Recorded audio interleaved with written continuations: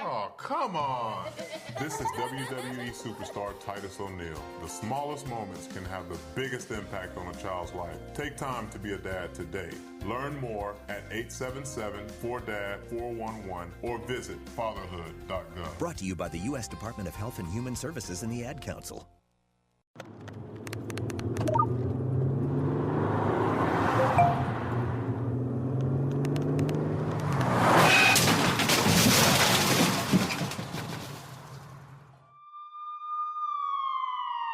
These are the sounds of someone taking their eyes off the road. Texting while driving is more than distracting. It's dangerous. Do us all a favor. When you're on the road, stay off the phone. A message from CTIA, America's Wireless Companies, and the National Safety Council.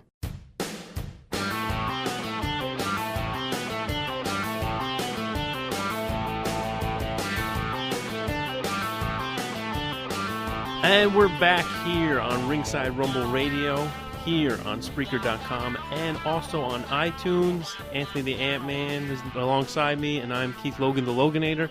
We have our special guest on the phone, Prince Akkanatan. It's nice that you have finally joined us. How are you, sir? It's my pleasure to grace you with my presence. I'm doing well. How are you, Loganator? How are you, Anthony? I'm doing well today. So, how did you get your start in wrestling? That's our first question for you. How did I get my start in wrestling? I was born in Egypt, and then I came to America, and while I was here, I just joined a wrestling school. I wish it were more exciting than that. I wish it were more exciting that, Tito Santana used to give me haircuts or something like that. But no, it's just went to a wrestling school, and I trained, and there you have it. And which wrestling school was that? We see that you came from Egypt to New Jersey. Why New Jersey of all states in the Americas? I was 2 years old. I didn't have a say in the matter. No, it wound up being the East Coast Pro Wrestling School, Gino Caruso primarily. But really, I was trained, not just by Gino, but the Kodiak Bear, a long-time veteran. He taught me how to win at all costs. He taught me how to be evil. Kodiak Bear, when he trained me, was still about 500 pounds. Wow. So, it's a safe bet I wasn't doing a lot of moonsaults and crossbodies and things like that. But, I still learned about them. Mm-hmm. But I learned how to compensate for, especially at that time, I was maybe 100 pounds heavier than I am now. And somewhat athletic, but there's certainly other guys out there that'll make your athleticism look like nothing when you stand next to them. So I just learned to make the best with what I got, and that was the big takeaway from working with Bear. So that you're saying, you said that, you went to wrestling school. What was, maybe your biggest influence to get into wrestling? Well, it's just sort of one of those things I wanted to see if I could do it, and I did. And it was interesting because my class, if you will, it's not like a formal class where, okay, this group of guys starts today. But, it does sort of work out like that, where everybody that started at that time in 2007, they were all a little more athletic than me. They were all a little more naturally gifted than me. But none of them stayed. Wow. I'm the only one that kept doing this and kept getting better. And I'm the only one wrestling today. And even when, I took a break in between, I wrestled from 2007 to 2011. And then, I had a couple little here and there pieces, but the main comeback was 2014. But even when I stopped wrestling in 2011, none of those guys were wrestling at that time either. So, what made you stop in 2011? Curious on that one. There was a lot of different things. There was wear and tear. There was a minor shoulder injury, but really it was at least 50% mental. It was burnout. When you, how do I put this correctly? It's a language barrier, but it's like when you are at every event, every weekend, every Friday, every Saturday, every Sunday, and then you're training every Monday, and every month, and you won't maybe get Tuesdays to yourself, and you maybe get a Thursday morning to yourself, plus everything else the real world is throwing at you, it builds up on you. And I was not in a good place personally, and I know I was really out of shape, had a negative attitude, and it just all sort of built on itself. This is the other thing. No man is an island. This wrestling will go with or without you. It doesn't matter who you are.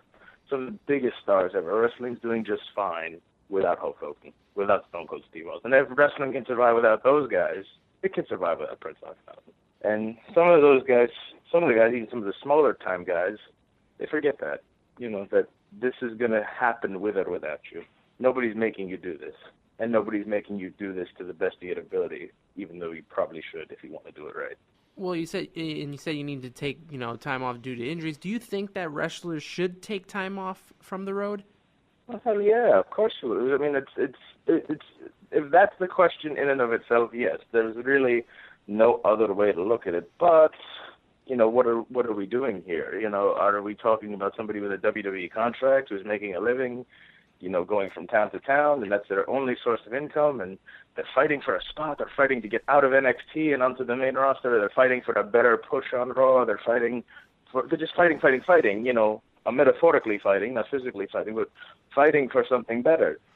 In that case, yes, they should take off for their injury, but if they take off, their spot might not be there when they get back. And that exists on the independent wrestling on a smaller scale. You might be starting to build up a little stream. You might get a little, maybe this podcast will get new people interested in me, and I'll start getting popularity in Vancouver or something, and, maybe I'll win titles in Vancouver and start getting noticed by people. But then I get hurt. What happens to Vancouver? Is Vancouver going to remember me? I don't know. I've never been to Vancouver. But is it going to remember me when I come back? I heard it's a beautiful city. That's the question. I've heard it, and I'm available. If anybody's booking out there, we'll get all the social media at the end, sure. But yes, it's just, and it's pride too. We all have to have an ego to do this in the first place. Mm-hmm. How big the ego is varies from person to person, and time in their life too. Generally, I see ego shrink as people get older, but it's pride too. Some guys can't step aside. Some guys can't handle being out of the spotlight. And it also depends on how bad the injury is, of course.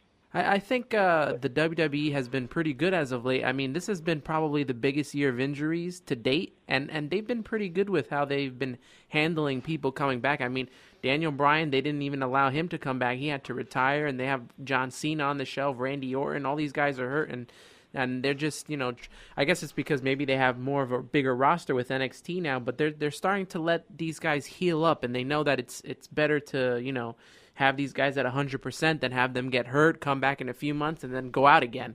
Well, yeah, and it's also, I don't know what it's like up there. I'm just some guy wrestling in little high school gyms. Who am I to tell the WWE, you're doing this wrong, or they're doing a good job Hey, there? Don't discredit yourself, man. Yeah, definitely. You're a professional wrestler, so you work just as hard. Like, I'd never be one of those guys on some podcast saying, well, I know the wrestling business. I don't know the wrestling business. I know the Prince Akkanatan business. Ooh. And what is the Prince Akkanatan business? Well, which question do you want to answer first?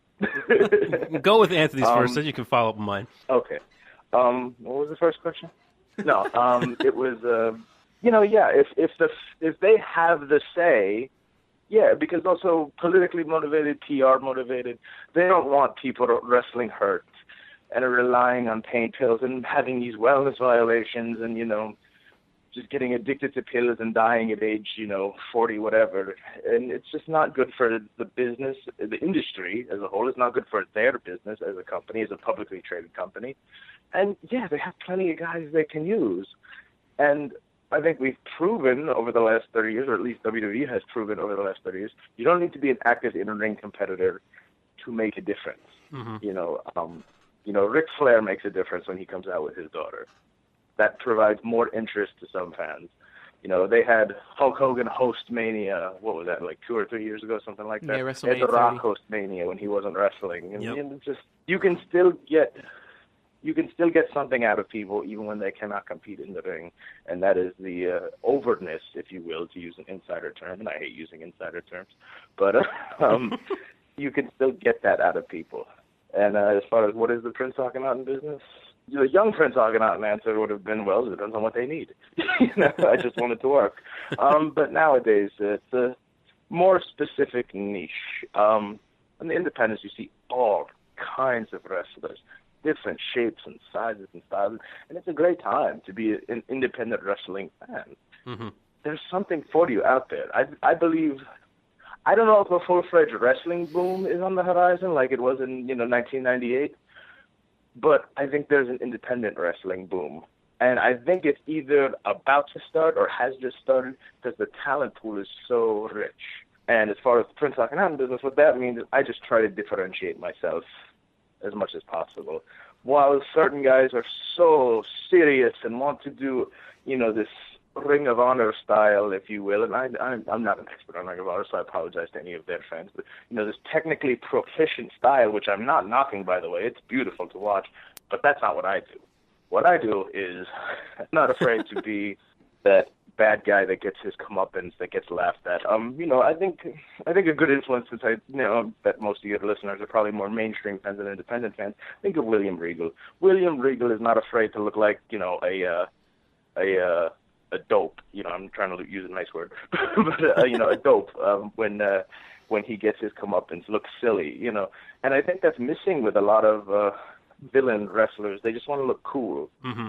And I get it, too. They want to sell T-shirts. That's the lifeblood of some of us. The independents is selling T-shirts and selling pictures. But I believe in telling a story and making them feel something. They might not remember who did the big twisting Surakara off the top rope, but they're going to remember that goofy guy that made them laugh. Hopefully. At least that's the way I like to think about it. It's all in the character. And it depends. I mean, there are plenty of places where, it's in-ring product first and foremost, and if you can't hang, don't bother. There are fans that would say that too. There's a thousand flavors of ice cream. It's just which ice cream sells the best. Which ice cream are you making? Maybe I'm a little more niche flavor. Maybe chocolate chip pistachio glazed nonsense. But somebody out there wants that nonsense. What kind of style do you consider your wrestling style? You bruiser, or what do you consider your style? I don't know. I guess a win at all costs, take advantage when you see it, win if you can, lose if you must, but always cheat. Oh, I like that. Lie, cheat, steal kind of guy? I guess, for you younger kids, sure. But there are certain influences that I think some people can see in my work, and the honky-tonk man, believe it or not, and that's not a lot of people. Not a lot of people put him as an influence, but, not being afraid to beg off, not being afraid to take a powder and think about things, and then, come on in and take the advantage, seize the advantage by any means necessary. So, yeah, there's some comedy in there. There's some quote-unquote heel mannerisms, for you internet virgins out there that like insider terms. I'll throw a few out there for you. Yeah. So there's the heel mannerisms, just creating something. So it's an entertainment style, I guess you could say. You're not going to see me do a lot of power moves. You're not going to see me do a lot of technical moves. Mm-hmm. You might not even see me do a lot of quote-unquote moves. I don't know. Does a punch in the face count as a move? It could. It gets you the win, right? Well, exactly. If it gets me the win, that's what I do. Question.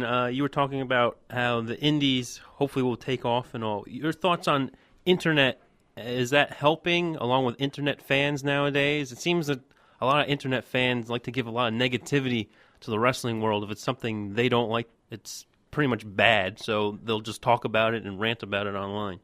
One thing I will say, sort of as a preamble to that, is the term internet fan, and maybe I'm nitpicking on just your choice of words, Loganator, is we're all internet fans. I think almost all of us have an internet connection, probably in our pocket right now on our phone. So True. If we're a wrestling fan, we have access to the internet. Now, I think what you're referring to is, they call them smarks or smart marks, and there's varying degrees of that, and I think you were dancing around it too, how they're quote-unquote never happy. Mm-hmm. And in some ways, yes, they're not happy, they're not satisfied. They hate my style. They hate an entertainment style, generally speaking. Some people can appreciate it, but I don't have that sort of buzz that the smart fans give. Then there are other character wrestlers out there who do have it. Like Dick Justice does a cop character that's hilarious, and the internet loves him. Those smart fans love him. He'll show up at places like, CZW and things like that. Mm-hmm. So, it's not that they hate characters. They're just very selective.